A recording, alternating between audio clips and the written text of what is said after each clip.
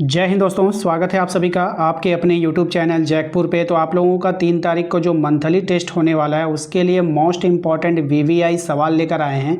Video काफ़ी important होगा, शुरू से लेकर अंत तक बने रहना है। यदि आपने अभी तक हमारे चैनल को सब्सक्राइब नहीं किया है तो कर लीजिए, बेल आइकन को प्रेस कर लीजिए ताकि आने वाली हर एक वीडियो का नोटिफिकेशन आपके मोबाइल पर आता रहे।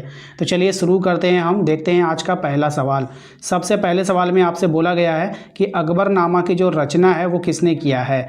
अमीर खुसरो ने, अल-बुरूनी ने, इब्न बतूता ने, अबुल फजल ने। तो देखिए जो इसका राइट आंसर हो जाएगा वो हो जाएगा आपका अबुल फजल। ठीक है, ऑप्शन नंबर डी इसका यहाँ पे करेक्ट आंसर होगा। क्वेश्चन नंबर 2 पे आते हैं। इसमें कहा गया है कि औरंगजेब ने किस वर्ष जजिया कर को पुनः लागू किया। देखिए आप लोगों का तो मंथली एग्जाम है वो अलग ही है, लेकिन आप लोगों के 2 महीने के बाद फाइनल एग्जाम भी है। तो ऐसे ऐसे सवालों को शामिल किया गया जो कि मंथली एग्जाम में तो आएगा ही आएगा, साथ ही साथ फाइनल एग्जाम में भी रिपीट करेगा। ठीक है, तो वीडियो को बहुत अच्छे से आप लोगों को देखना है, अच्छे से आप लोगों को रिवीजन करना है। तो देखिए औरंगजेब ने जो जजिया कर पुनः लागू किया था वो किया था 1689 में। ठीक है, 79 में, इसको याद रखिएगा। अगले सवाल पे आते हैं। क्वेश्चन नंबर 3 पे कहा गया है कि इब्ने बतूता जो था वो कहाँ का निवासी था। अब ये जो इब्ने बतूता था ये मोरक्को का निवासी था। कहाँ का निवासी था? मोरक्को का निवासी था। ऑप्शन नंबर ए हो जाएगा। अगले सवाल पे आते हैं। क्वेश्चन नंबर 4 पे कहा गया है कि तैमूर का भारत पर आक्रमण कब हुआ था। तो तैमूर का भारत पर आक्रमण हुआ था 1398 ईस्वी में। ऑप्शन नंबर ए हमारा करेक्ट आंसर होगा। क्वेश्चन नंबर 5 पे आते हैं। कहा गया है कि ऐन-ए अकबरी को कितने भागों में विभक्त है। तो ऐन-ए अकबरी जो है 3 भागों में विभक्त है। ऑप्शन नंबर बी हमारा यहाँ पे करेक्ट आंसर हो जाएगा। अगले सवाल पे आते हैं। क्वेश्चन नंबर 6 पे कहा गया है विजयनगर साम्राज्य की राजधानी कौन थी। तो विजयनगर साम्राज्य की जो राजधानी है वो थी आपका हम्पी। कौन थी? हम्पी थी। ठीक है, नेक्स्ट आते हैं अगले सवाल पे। क्वेश्चन नंबर 7 में कहा गया अमरकोश नामक ग्रंथ किसने लिखा था। तो अमरकोश नामक ग्रंथ को लिखा था अमर सिंह ने। किसने लिखा है? अमर सिंह ने लिखा है।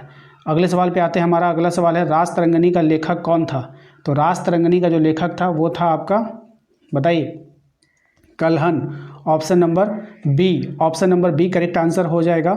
नेक्स्ट आते हैं अगले सवाल पे। क्वेश्चन नंबर 9 है आपका अकबर का वित्त मंत्री कौन था। तो देखिए अकबर का जो वित्त मंत्री था वो था आपका टोडरमल। ऑप्शन नंबर बी हमारा यहाँ पे करेक्ट आंसर हो जाएगा। नेक्स्ट आते हैं अगले सवाल पे। क्वेश्चन नंबर 10 पे। क्वेश्चन नंबर 10 में कहा गया है कि भक्ति आंदोलन के प्रसिद्ध संत कबीर के गुरु कौन थे। तो इसके जो कबीर के जो गुरु थे ना वो थे कौन? रामानंद। कौन थे? रामानंद थे। ऑप्शन नंबर ए हो जाएगा। नेक्स्ट आते हैं अगले सवाल पे। क्वेश्चन नंबर 11 पे कहा गया है कि पृथ्वीराज चौहान की राजधानी कहाँ थी। तो पृथ्वीराज चौहान की जो राजधानी थी आपको बताना है कहाँ थी, ये बताना है। तो ये था उनका राजधानी अजमेर। कौन था? अजमेर था। ठीक है, नेक्स्ट है अगला सवाल फ्रांसिस बुकानन कौन था। तो फ्रांसिस बुकानन जो थे कौन थे आपको बताना है। ये एक चिकित्सक था। कौन था? एक चिकित्सक था। ऑप्शन नंबर ए हो जाएगा। नेक्स्ट अगला सवाल है हमारा कि अलाउद्दीन खिलजी ने बाजार नियंत्रण नीति क्यों लागू की। तो अलाउद्दीन खिलजी ने ये जो नीति लागू की थी सेना को सस्ती वस्तुएं देने के लिए। ठीक है, सेना को सस्ती वस्तुएं देने के लिए। अगले सवाल पे आते हैं। हमारा अगला सवाल है कि ब्रिटिश शासन में परमानेंट सेटलमेंट किसने लागू किया। तो ये जो लागू किया था लॉर्ड कॉर्नवालिस ने लागू किया था। ऑप्शन नंबर बी हो जाएगा। अगले सवाल पे आते हैं संथाल विद्रोह कब हुआ था। संथाल विद्रोह कब हुआ था? सही जवाब हो जाएगा आपका ऑप्शन नंबर ए 1855 में। चलिए अगले सवाल पे आते हैं। हमारा अगला सवाल है कि इंडिगो विद्रोह किस प्रांत में हुआ था। अब ये जो इंडिगो विद्रोह हुआ था ये किस प्रांत में हुआ था। तो ये बंगाल में हुआ था। कहाँ पे हुआ था? ये बंगाल में हुआ था। ठीक है, क्वेश्चन नंबर आते हैं 17 में। इसमें कहा गया कि गदर आंदोलन की शुरुआत कहाँ से हुई थी। तो गदर आंदोलन की जो शुरुआत हुई थी ये हुई थी आपका अमेरिका से। कहाँ से हुई थी? अमेरिका से हुई थी। ऑप्शन नंबर ए हो जाएगा। क्वेश्चन नंबर आते हैं 18 पे। कह रहा है कि दामिन-ए-कोह क्या है।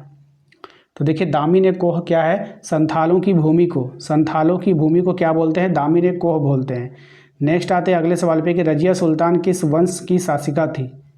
तो रजिया सुल्तान जो शासिका थी वो गुलाम वंश की शासिका थी। ऑप्शन नंबर बी इसका यहाँ पे करेक्ट आंसर हो जाएगा। क्वेश्चन नंबर आते हैं 20 पे। कहा गया भारत छोड़ो आंदोलन कब शुरू हुआ है। तो भारत छोड़ो आंदोलन को जो शुरू हुआ था वो हुआ था 8 अगस्त 1942 को। ऑप्शन नंबर ए हमारा यहाँ पे करेक्ट आंसर हो जाएगा। नेक्स्ट आते हैं अगले सवाल पे। क्वेश्चन नंबर 21 पे बक्सर का युद्ध जो है वो कब हुआ था। तो बक्सर का युद्ध हुआ था 1764 में। कब हुआ था?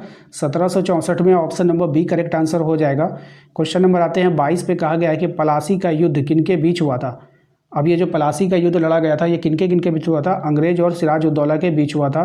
ऑप्शन नंबर ए हमारा यहाँ पे सही जवाब हो जाएगा। नेक्स्ट आते हैं अगले सवाल पे, कह रहा है कि मौर्य साम्राज्य की स्थापना कब हुई थी? मौर्य साम्राज्य की जो स्थापना हुई थी वो 321 ईसा पूर्व में हुआ था। ऑप्शन नंबर ए इसका यहाँ पे करेक्ट आंसर हो जाएगा। नेक्स्ट है हमारा अगला सवाल कि तक्षशिला किसके अधीन एक प्रसिद्ध शिक्षा केंद्र था? सही जवाब हो जाएगा नंद साम्राज्य के अधीन।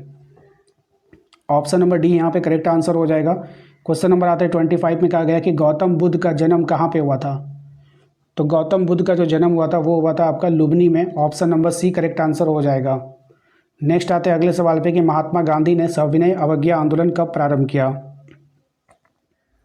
तो महात्मा गांधी ने सविनय अवज्ञा आंदोलन को 1930 में प्रारंभ किया।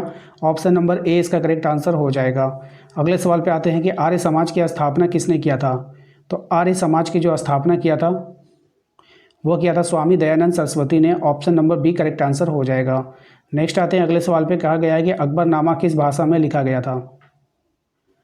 अब अकबरनामा जो लिखा गया था वो फारसी भाषा में लिखा गया था। ऑप्शन नंबर बी इसका करेक्ट आंसर हो जाएगा।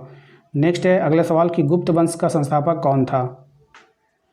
गुप्त वंश का जो संस्थापक था वो था आपका श्रीगुप्त। कौन था? श्रीगुप्त था। Option number B correct answer हो जाएगा। नेक्स्ट आते हैं अगले सवाल पे कि गांधी इरविन समझौता कब हुआ था? तो गांधी जो है इरविन समझौता हुआ था 1931 में। ऑप्शन नंबर ए इसका यहाँ पे करेक्ट आंसर हो जाएगा। तो आशा करते हैं कि आप लोगों को आज का ये वीडियो पसंद आया होगा। वीडियो अच्छा लगा तो प्लीज़ वीडियो को लाइक करना है। चैनल पे पहली बार विजिट कर रहे हैं फिर से कह रहे हैं सब्सक्राइब जरूर कर लीजिए। अगर आपने सब्सक्राइब नहीं किया है तो फिर आपको वीडियो का नोटिफिकेशन नहीं जाएगा, आपको पता ही नहीं चलेगा कि आपके लिए कौन सी वीडियोज़ बनाई गई है। तो सब्सक्राइब करके बेल आइकन को जरूर प्रेस कर लीजिएगा। इसके अलावा आप हमारे व्हाट्सएप ग्रुप को ज्वाइन कर सकते हैं जहाँ पर आपको PDF नोट्स और इंपॉर्टेंट्स फाइल उपलब्ध